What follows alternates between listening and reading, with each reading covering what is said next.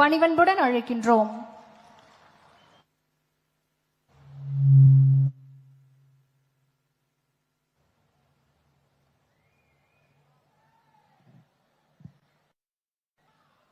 அன்புள்ள சிவகங்கை மாவட்ட அரசு விழாவிலே கலந்து கொண்டு சிறப்பித்துக் கொண்டிருக்கக்கூடிய மாண்புமிகு அமைச்சர் பெருமக்கள் KN நேரு அவர்களே, MRK பன்னீர்செல்வம் அவர்களே, KKSSR ராமச்சந்திரன் அவர்களே, ரகுபதி அவர்களே, தங்கம் தென்னரசு அவர்களே, பெரிய கருப்பன் அவர்களே, மெய்யநாதன் அவர்களே, ராஜா கண்ணப்பன் அவர்களே, TRB ராஜா அவர்களே, இந்த சிறப்பான நிகழ்ச்சிக்கு முன்னிலை ஏற்று எனக்கு முன்னால் வாழ்த்துறை வழங்கி அமர்ந்திருக்கக்கூடிய மேனாள் நடுவண் அரசினுடைய அமைச்சர், நாடாளுமன்ற உறுப்பினர், என்னுடைய மதிப்பிற்குரிய அண்ணன் ப. சிதம்பரம் அவர்களே, நாடாளுமன்ற உறுப்பினர் அன்புக்குரிய சகோதரர் கார்த்தி சிதம்பரம் அவர்களே, சட்டமன்ற உறுப்பினர்கள் திரு மாங்குடி அவர்களே, திருமதி தமிழரசி அவர்களே, டாக்டர் முத்துராஜா அவர்களே, முன்னாள் அமைச்சர்கள் தென்னவன் அவர்களே, அன்பராஜா அவர்களே, மருது அழகராஜ் உள்ளிட்ட சிறப்பு விருந்தினர்களே, மாவட்ட ஆட்சித்தலைவர் திருமதி பொற்குடி IAS அவர்களே, உள்ளாட்சி அமைப்பினுடைய பிரதிநிதிகளே, அரசு உயர் அலுவலர்களே, நலத்திட்ட உதவிகளை பெறுவதற்காக வருகை தந்துள்ள பயனாளி பெருமக்களே, என்னுடைய பாசத்திற்கும் பேரன்பிற்கும் உரிய மகளிர் சுய உதவி குழுவை சார்ந்திருக்கக்கூடிய சகோதரிகளே, தாய்மார்களே, பத்திரிகை மற்றும் ஊடகத்துறை சார்ந்த நண்பர்களே, உங்கள் அனைவருக்கும் என்னுடைய அன்பான வணக்கம். சிவகங்கை என்றாலே சிலிர்ப்பு. ஏன் தெரியுமா? இன்னைக்கு நேற்றல்ல,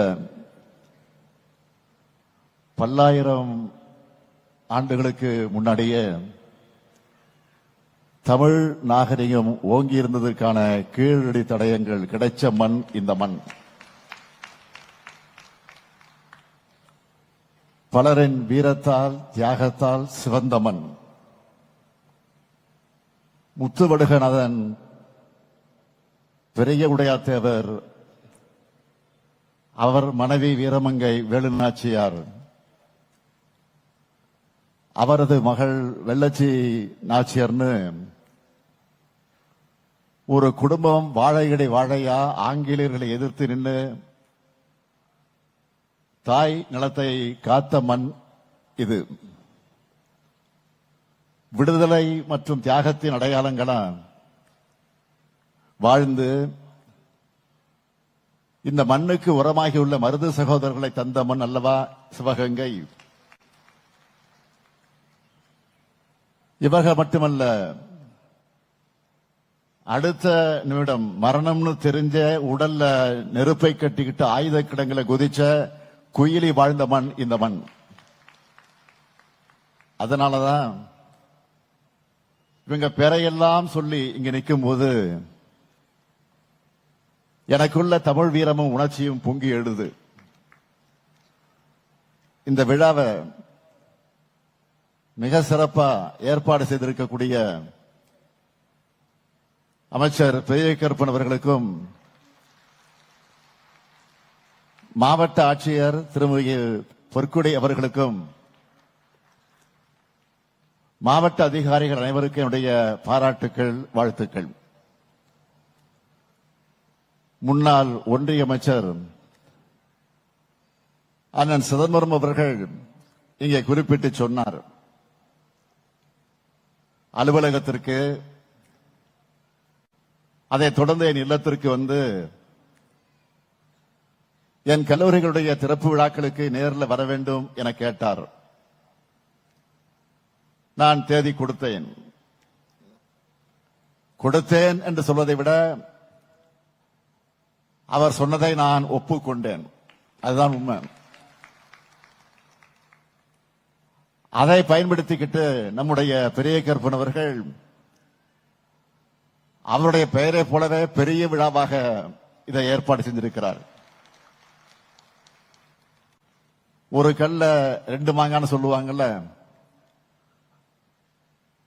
அதுபோல ஒரு தேதியை வாங்கிட்டு 5 நிகழ்ச்சிகளை அவர் நடத்தி இருக்கிறார். நேற்று மாலை 3 விழாக்கள். முதல்ல பொது உடைமை இயக்கத்தினுடைய மாபெரும் தலைவராக இருந்த தோழர் ஜீவா அவர்கள் அண்ணல் காந்தியடிகளை சந்திச்ச வரலாற்று சிறப்புமிக்க இடம் சிறவயல். அங்கு தமிழ்நாடு அரசின் சார்பில் சிலையுடன் கூடிய நிறைவரங்கத்தை திறந்து வச்சேன்.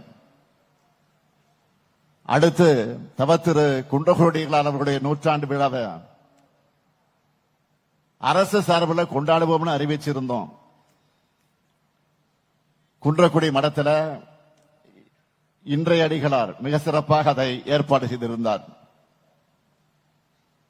அந்த நிகழ்ச்சிக்கு அடுத்து திராவிட இயக்கத்தினுடைய பகுத்தறிவு கவிஞர்னு தந்தை பெரியாரால் போற்றப்பட்ட சிறப்புக்குரிய கவிஞர் முடியரசனார் அவர்கள், இன்னும் சொன்னா தலைவர் கலைஞருக்கு நெஞ்சுக்கு நெருக்கமான கவிதை தோழர் அவருடைய சிலையை திறந்து வச்சேன்.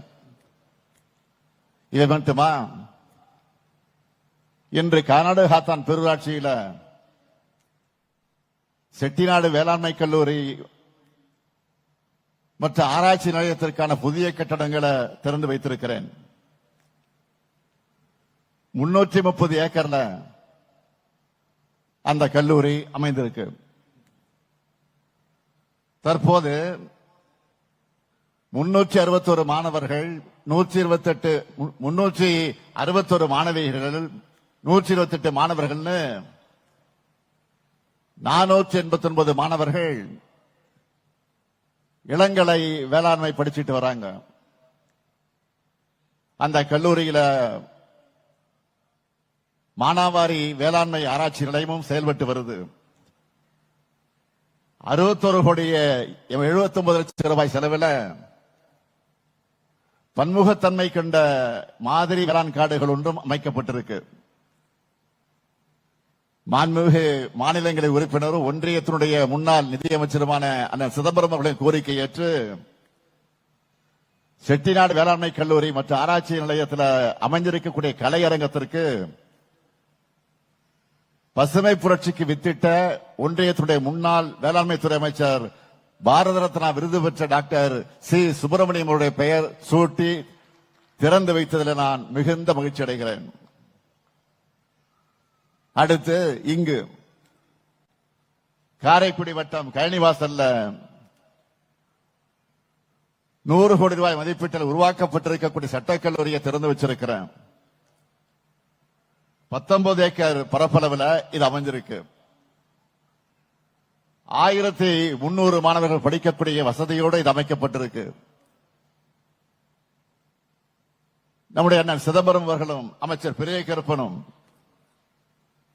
நாடாளுமன்ற உறுப்பினர் கார்த்திக் சிதம்பரம் அவர்களும் எம்எல்ஏ மாங்குடி அவர்களும் இவருடைய கோரிக்கை ஏற்று இந்த 2 கல்லூரிகளையும் உரிய நேரத்தில் திறந்து செயல்பாட்டுக்கு கொண்டு வந்திருக்கிறோம். சும்மா உங்க தகவலுக்காக இன்னொரு செய்தி நான் சொல்ல விரும்புகிறேன். ஒன்றிய அரசால் மதுரை எய்ம்ஸ் அறிவிச்சு அது தொடங்கி 11 ஆண்டுகளாகுது. இது உங்க தகவலுக்காகத்தான். அடுத்த நிகழ்ச்சி 32 கோடி ரூபாய் மதிப்பீட்டில் உருவாக்கப்பட்ட மினி டைடல் பூங்காவையும் திறந்து வைக்க போறேன். இப்படி பல்வேறு நிகழ்ச்சிகள் ஒருங்கிணைந்ததுதான் என்னுடைய சிவகங்கை பயணம். இங்க முன்னாள் ஒன்றியத்தினுடைய அமைச்சர் மூத்த காங்கிரஸ் தலைவருமான சிதம்பரம் அவர்கள் இங்க பேசினார்கள். திராவிட மாடல் அமைந்த பிறகு எண்ணற்ற திட்டங்களை நிறைவேற்றி வருகிறோம். அப்போது அண்ணன் சிதம்பரம் அவர்கள் என்ன கருத்து சொல்கிறார் என்பதை நான் கூர்ந்து கவனிப்பேன். காரணம், பல்லாண்டுகள் அனுபவம் வாய்ந்த அவரது பாராட்டை நான் முக்கியமாக கருதுவேன். அண்ணன் சிதம்பரம் அவர்கள் ஒட்டுமொத்தமாக நாட்டுக்காக சிந்தித்தாலும், என்னதான் இருந்தாலும் சிவகைக்காக கூடுதலாக அக்கறையோடு சிந்திப்பார், செயல்படுவார் என்பதற்கு இன்று திறந்து வைத்திருக்கக்கூடிய 2 கல்லூரிகள் தான் உதாரணம். அண்ணன் சிதம்பரம் அவர்களுக்கு எனது மனமார்ந்த பாராட்டையும் நன்றியையும் நான் தமிழக அரசின் சார்பில், தமிழக மக்களின் சார்பிலே நான் இந்த நேரத்தில் தெரிவித்துக் கொள்ள விரும்புகிறேன். இந்த நிகழ்ச்சிக்கு வந்தவுடன் முக்கியமான ஒரு திட்டத்தை தொடங்கி இருக்கிறேன். சிவகங்கை மாவட்டத்தில் இருக்கிற 6 பேரூராட்சிகள், 11 ஊராட்சி ஒன்றியங்கள் இருக்கிற 2452 ஊரக குடியிருப்புகள் மற்றும் 3 நகராட்சிகள்ல 2119 கோடியே 7 லட்சம் ரூபாய் செலவில் மொத்த கூட்டு குடிநீர் திட்ட பணிகளை திறந்து வச்சிருக்கிறேன். அது மட்டுமல்ல, இந்த மாபெரும் விழா மூலமாக 49 பணிகளை திறந்து வச்சிருக்கிறேன். 13 கோடியே 36 லட்சம் ரூபாய் மதிப்பில 28 புதிய திட்டங்களுக்கு அடிக்கல் நாட்டி இருக்கிறேன். 205 கோடி ரூபாய் மதிப்பில 15,453 பயனாளிகளுக்கு நலத்திட்ட உதவிகளும் வழங்கி இருக்கிறேன். நேற்று நான் இந்த மாவட்டத்திற்கு வந்ததும், சிவகங்கை மாவட்டத்திற்கு நான் திராவிட மாடல் ஆட்சியில முத்திரை திட்டங்களாக கடந்த 5 ஆண்டுகள் காலத்தில் பயனடைந்திருக்கக்கூடிய பட்டியலை கேட்டேன். கொடுத்தாங்க. மலைப்பா இருந்துச்சு எனக்கு. அந்த பட்டியலை நான் உங்களிடத்தில் நினைவுபடுத்துகிறேன். மாதந்தோறும் 1000 ரூபாய் கலைஞர் மகளிர் உரிமை தொகை சிவகங்கை மாவட்டத்தில் 2,38,428 பெண்களுக்கு வழங்கப்படுகிறது. கல்லூரிக்கு போகிற 8,469 மாணவிகளுக்கு புதுமை பெண் திட்டத்தின் மூலமா 1000 ரூபாய் வழங்கப்படுகிறது. அதேபோல 6,076 மாணவர்களுக்கு தமிழ் புதல்வன் மூலமா மாதந்தோறும் 1000 ரூபாய் தரப்பட்டு வருது. மகளிர் சுய உதவி குழுக்களுக்கு 855 கோடி ரூபாய் கடன் உதவி தரப்பட்டிருக்கு. மக்களை தேடி மருத்துவ திட்டத்தில் 12 லட்சம் பேர் பயனடைந்திருக்கிறாங்க. முதலமைச்சரின் விரிவான மருத்துவ காப்பீட்டு திட்டத்தில் 1,34,000 பேர் பயனடைந்திருக்கிறாங்க.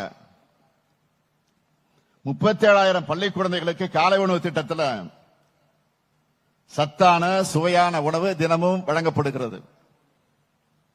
62,000 பேர் முதியோர் ஓய்வூதியம் பெற்று வராங்க. 4 வருஷத்துல 50,000 நபர்களுக்கு பட்டாக்கள் வழங்கப்பட்டிருக்கு. 24,969 விவசாயிகளுக்கு பயிர்க்கடன் வழங்கப்பட்டிருக்கு. 3,822 உழவர்களுக்கு புதிய இலவச மின் இணைப்புகள் தரப்பட்டிருக்கு. 65 திருக்கோயில்கள்ல குடமுழுக்கு நடத்தி இருக்கிறோம். காரைக்குடி கழனிவாச கிராமத்தில் சிப்காட் வளாகம் அமைக்க நிலம் கையகப்படுத்தும் பணிகள் நடைபெற்று வருது. அடுத்தும் நம்ம திராவிட மாடல் ஆட்சி தான். அண்ணன் சொன்னார 21 ஆட்சி பொறுப்பேற்ற உடனே 1 வாரத்தில் வந்தோம், கோரிக்கை வச்சோம், அதுக்கு என்ன செஞ்சிடலான்னு சொல்லி அதை நிறைவேற்றி இருக்கிற அப்படின்னு பெருமையோடு சொன்னார். அடுத்து வருவேன்னு சொன்னார்.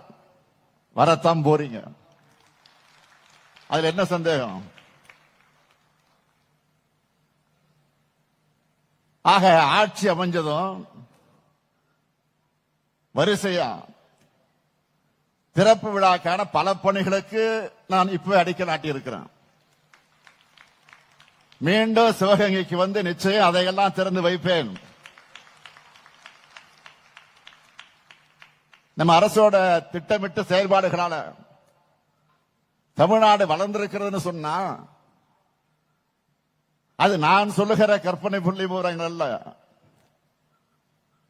அதையெல்லாம் ஒன்றிய அரசு சொல்லுகிற புள்ளி விவரங்கள் தான். அவங்க அறிக்கையை மேற்கோள் காட்டித்தான் சொல்றேன். தமிழ்நாட்டோட வளர்ச்சியை விமர்சிக்கக்கூடிய ஆளுநர் அவர்கள் ஒன்றிய அரசை தான் போய் கேள்வி கேட்கணும். அதுதான் இன்றைக்கு இருக்கக்கூடிய நிலை. தமிழ்நாட்டுக்கு வந்த பிரதமர் அவர்களும் தமிழ்நாடு வளர வேண்டும் என்று பேசியிருக்கிறார். தேர்தலுக்காக பல்வேறு ஆதாரமற்ற குற்றச்சாட்டுக்களை எல்லாம் பேசிட்டு போயிருக்கிறார். 2 நாட்களுக்கு முன்ன ஒன்றிய அரசுடைய பொருளாதார அறிக்கை வெளியாகி இருக்கு. ஒன்றிய அரசுடைய பட்ஜெட்டுக்கு முன்னதான் இந்த அறிக்கை வந்திருக்கு. அதிலேயும் தமிழ்நாட்டை மனம் திறந்து பாராட்டி இருக்காங்க. புதிதாக தொழில் தொடங்குறத ஊக்குவிக்கும் நடவடிக்கையை தமிழ்நாடு அரசு மேம்படுத்தி இருப்பதா ஒன்றிய அரசு பாராட்டி இருக்கு.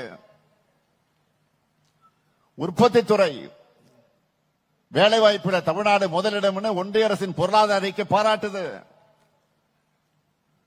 பெண்களுக்கான வேலை வாய்ப்பை பெருக்கும் திட்டங்கள்ல தமிழ்நாடு தீட்டி இருக்கு. இது மற்ற மாநிலங்களுக்கு முன்னோடின்னு பெருமையா சொல்லியிருக்காங்க.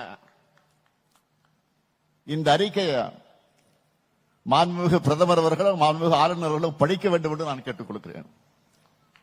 படிக்காம எந்த நிகழ்ச்சிக்கும் போயிடாதீங்க. நீங்க கொடுக்கிற அறிக்கை தான் அது. உங்க ஒன்றிய அரசு தந்திருக்கக்கூடிய அறிக்கை. தமிழ்நாட்டுக்கான தொழில் முதலீடுகள் வேறு மாநிலத்துக்கு போயிடுச்சுன்னு குற்றஞ்சாட்டி ஆளுநர் அவர்கள் குற்றஞ்சாட்டி வரக்கூடிய நிலையில தான் ஒன்றிய அரசின் அறிக்கை தமிழ்நாட்டை இன்றைக்கு பாராட்டி இருக்கு. சிவகங்கை கிராமங்கள் நிறைந்த மாவட்டம். உங்ககிட்ட ஒரு முக்கியமான விஷயத்தை பத்தி சொல்ல விரும்புறேன். கிராமப்புற பொருளாதாரத்தோட முதுகெலும்பா இருந்து வந்த மகாத்மா காந்தி பெயரில் அமைந்துள்ள 100 நாள் வேலை திட்டத்தை ஒன்றிய பாஜக அரசு காலி பண்ணிட்டு வேற பேர்ல புது திட்டத்தை கொண்டு வந்திருக்காங்க. நீங்க எல்லாருமே கேள்விப்பட்டிருப்பீங்க. அவங்களுக்கு மகாத்மா காந்தியும் பிடிக்காது, மக்கள் நல்லா இருந்தாலும் பிடிக்காது.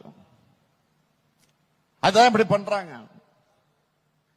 இதை எதிர்த்து திமுக சார்பில், காங்கிரஸ் கட்சியின் சார்பில், பல்வேறு கட்சிகளின் சார்பில் தமிழ்நாடு முழுக்க ஆர்ப்பாட்டங்கள் நடைபெற்றிருக்கிறது, நடத்தி இருக்கிறோம். நாடாளுமன்றத்தில் நம்ம கூட்டணி எம்பிக்கள் தீவிரமாக எதிர்த்தாங்க. இப்போ கொண்டு வந்திருக்கக்கூடிய புதிய திட்டத்தை பற்றி குடியரசுத் தலைவர் உரையை முன் வச்சு முன்னாள் நிதியமைச்சர் அண்ணன் சிதம்பரம் அவர்கள் சில முக்கியமான கேள்விகளை எல்லாம் எழுப்பியிருந்தார். குடியரசுத் தலைவர் உரைன்னா அது பாஜக அரசினுடைய உரைதான். அவங்களை நோக்கித்தான் இந்த கேள்வி. ஏற்கனவே நடைமுறையில் இருக்கக்கூடிய 100 நாள் திட்டத்திலேயே 50 நாள் கூட ஒன்றிய பாஜக அரசு ஒழுங்கா வேலை கொடுக்கிறது இல்ல. ஏன்னா அதுக்கான நிதியை ஒழுங்கா விடுவிக்கிறது இல்ல. இந்த நிலையில 50 நாள் எப்படி மேஜிக் மாதிரி 120 நாட்களாக உயரும்? ஒன்றிய அரசு இந்த திட்டத்துக்கு 2.5 மடங்கு கூடுதல் நிதி அளிக்க தயாரா இருக்கா? 120 நாள் அப்படின்னு ஒன்றிய பாஜக அரசு சொல்லி இருப்பதற்கு எந்த கேரண்டியும் கொடுக்கல. அது வெறும் மாயதான். சொல்றதான் சொல்றீங்க. அது எதுக்கு வெறும் 125 நாள் நிறுத்திட்டீங்க? 120 நாளுக்கு பதிலாக 325 நாள் வேலை கூட புருடா விடலாம? அவருக்கே ஒரு நகைச்சுவையோடு ஆழமான கேள்விகளை எழுப்பியிருக்கிறார். 100 நாள் வேலை திட்டம் என்று சொல்லக்கூடிய மகாத்மா காந்தி தேசிய வேலை ஒரு திட்டத்தில் தமிழ்நாட்டில் கடந்த ஆண்டு நாம் கணக்கு போட்டு பார்த்தா 65 லட்சம் குடும்பங்கள் பயனடைந்திருக்கிறாங்க.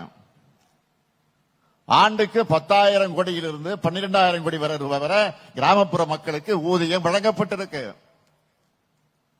ஆனா இப்போ அவங்க கொண்டு வந்திருக்கக்கூடிய புதிய திட்டத்துல இதுல பாதி வர்றதே சந்தேகம்தான். வேலை நாட்களையும் நாம முடிவு பண்ண முடியாது. மேலே இருந்துதான் அவங்க முடிவு பண்ணுவாங்களாம். போதாக்குறைக்கு இனி மாநிலங்கள் 40 விழுக்காடு நிதியை வழங்க வேண்டும் என்று புது திட்டத்துல நம்ம மேல பெரிய தாக்குதலை தொடுத்திருக்காங்க. ஒன்றிய பாஜக அரசு தன்னுடைய கடமையிலிருந்து நழுவி ஓடுது. கிராமப்புற மக்களை மொத்தமா கை கழுவி விடுது.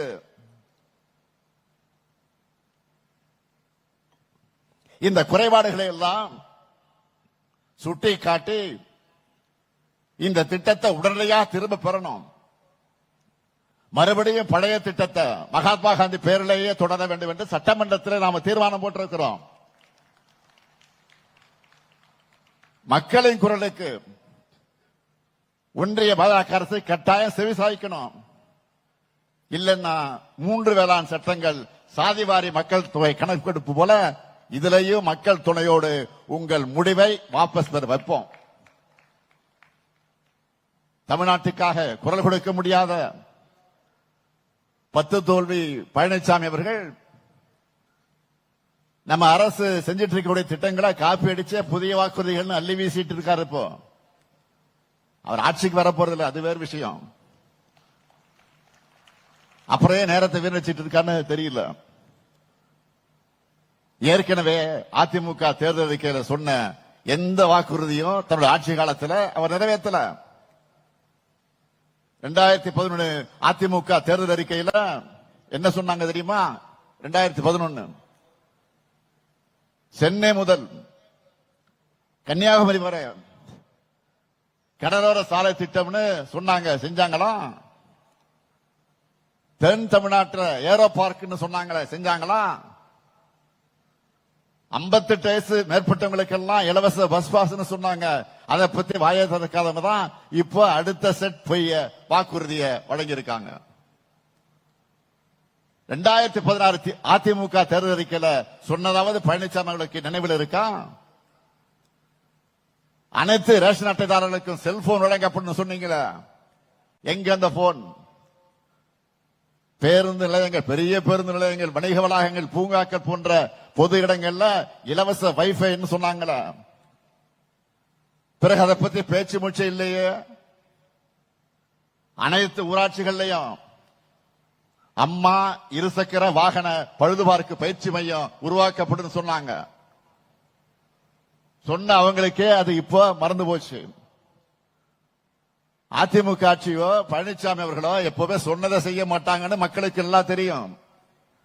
ஆனா திமுக சொன்னதைத்தான் செய்யும், செய்வதைத்தான் சொல்லும் மக்களுக்கு தெரியும். மகளிருக்கு 1000 ரூபாய் உரிமை தொகை வழங்குவோம்னு சொன்னோம். சொன்னபடியே 1,16 லட்சம் பேருக்கு முதல் கட்டமாக கொடுத்தோம். இப்போ மேலும் 17 லட்சம் பேரை கூடுதலாகவும் சேர்த்திருக்கிறோம். இதுதான் திமுக. கட்டணமில்லா பேருந்து பயணம் கொடுத்தா போக்குவரத்து துறை நடத்த முடியாதுன்னு சொன்னாங்க. ஆனா ஆட்சிக்கு வந்ததும் நான் போட்ட முதல் கையெழுத்து விடியல் பயணம் திட்டத்துக்கு தான். இதனால மாதந்தோறும் 1000 ரூபாய் பெண்களுக்கு மிச்சமாகுது. அதே நேரத்தில் போக்குவரத்து துறையும் புதிய பேருந்துகள் நவீன வசதிகளை மேம்படுத்தி இருக்கிறோம். இந்த 7 ஆண்டு காலத்தில், இந்த 5 ஆண்டு காலத்தில் 7250 பேருந்துகள் புதுசா வாங்கி இன்றைக்கு ஓடிக்கொண்டிருக்கிறது. அரசு ஊழியர்களுடைய 22 வருஷ பிரச்சனை, 22 ஆண்டுகால கோரிக்கை.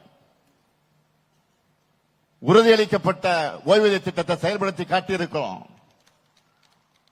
யாராலையும் செய்ய முடியாதுன்னு சொன்னாங்க. அதை 5 ஆண்டுக்குள்ள மனமிருந்தால் மார்க்கம் உண்டு என்று நிரூபிச்சிருக்கக்கூடிய நம்ம திராவிட மாடல் ஆட்சி. நம்ம ஆட்சிக்கு வந்தப்போ அரசு ஊழியர்களுக்கு 17 விழுக்காடாக இருந்த அகவிலைப்படையை இப்போ 58 விழுக்காடு என்கிற அளவுக்கு உயர்த்தி வழங்கி இருக்கிறோம். இதுதான் திராவிட மாடல் ஆட்சி. நாம சொல்லிவிட்டு செஞ்ச திட்டங்களுக்கு இணையா சொல்லாமலேயே பல முத்திரை திட்டங்களை நிறைவேற்றி இருக்கிறோம். அதுதான் பெரிய சாதனை. இன்னும் பல கனவு திட்டங்கள் இருக்கு. அவற்றை நிறைவேற்றும் வாய்ப்பு திராவிட மாடல் 2.0 தமிழ்நாட்டு மக்களான நீங்க எனக்கு வழங்குவீங்கன்னு எனக்கு நம்பிக்கை முழு அளவுக்கு இருக்கு. அந்த நம்பிக்கையை தான் ஒவ்வொரு மாவட்டத்துக்கும் போகும்போது உங்க முகத்துல நான் பார்க்கிறேன். மக்கள் மகிழ்ச்சியே என் மகிழ்ச்சி, தமிழ்நாட்டின் வளர்ச்சியே என் மகிழ்ச்சி. வெல்வோம் ஒன்றாக. நன்றி, வணக்கம்.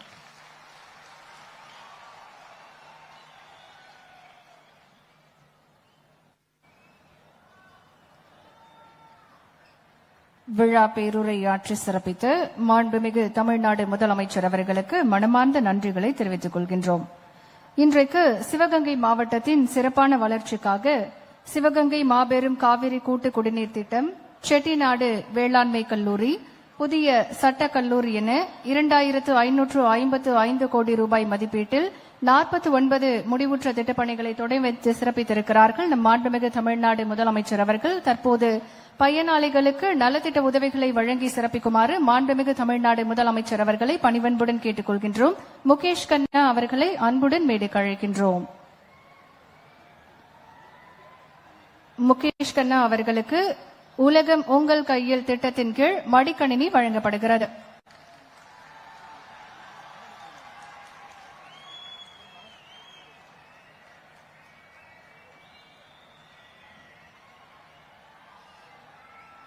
அஜிதா அவர்களை அன்புடன் அழைக்கின்றோம். இவருக்கு உலகம் உங்கள் கையில் திட்டத்தின் கீழ் மடிக்கணினி வழங்கப்படுகிறது.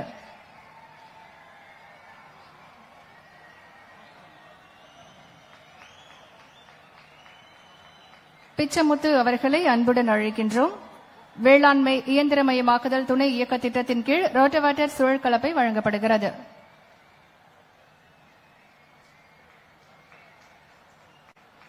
ராமநாதன் அவர்களை அன்புடன் அழைக்கின்றோம். தேசிய தோட்டக்கலை இயக்க திட்டத்தின் கீழ் குறைந்த விலை வெங்காயம் சேமிப்பு கிடங்கு அமைப்பதற்கு 50% மானியம் வழங்கப்படுகிறது.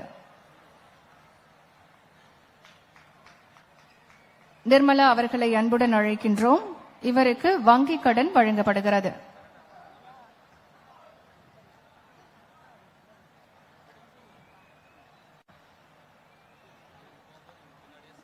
அடுத்ததாக சாந்தி அவர்களை அன்புடன் அழைக்கின்றோம்.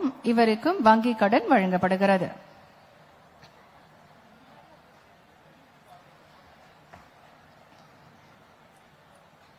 பாலசுப்ரமணியன் அவர்களை அன்புடன் அழைக்கின்றோம். இவருக்கு நெல் பயிர்க்கடன் வழங்கப்படுகிறது.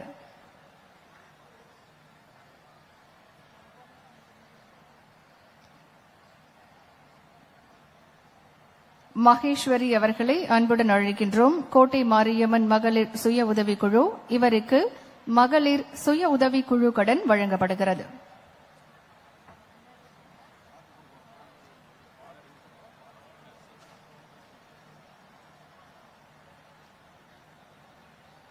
சைன் பேகம் அவர்களை அன்புடன் அழைக்கின்றோம். இவருக்கு கலைஞரின் கனவு இல்லம் வழங்கப்படுகிறது.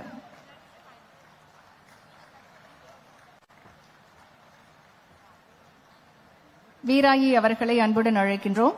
இவருக்கு முதலமைச்சரின் வீடுகள் மறு கட்டுமான திட்டத்தின் கீழ் வீடு வழங்கப்படுகிறது.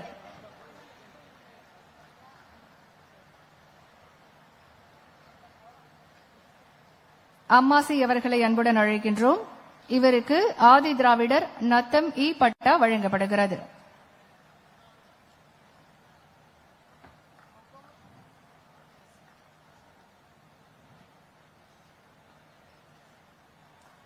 சரண்யா அவர்களை அன்புடன் அழைக்கின்றோம். இவருக்கு சிறப்பு வரன்முறை திட்டம் அரசாணை 97 படி விலையில்லா வீட்டுமனை பட்டா வழங்கப்படுகிறது. அருண் அவர்களை அன்புடன் அழைக்கின்றோம். இவருக்கு தமிழ்நாடு அரசு பணியாளர் தேர்வாணையம் கிராம நிர்வாக அலுவலர் பணி நியமன ஆணை வழங்கப்படுகிறது.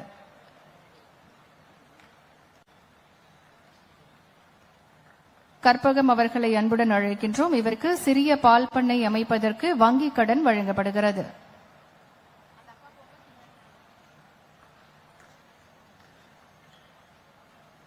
நிலவுதாசன் அவர்களை அன்புடன் அழைக்கின்றோம். இவருக்கு நிதி ஆதரவு மற்றும் வளர்ப்பு பராமரிப்பு திட்டத்தின் கீழ் மாதாந்திர உதவி பணிவன்புடன் அழைக்கின்றோம்.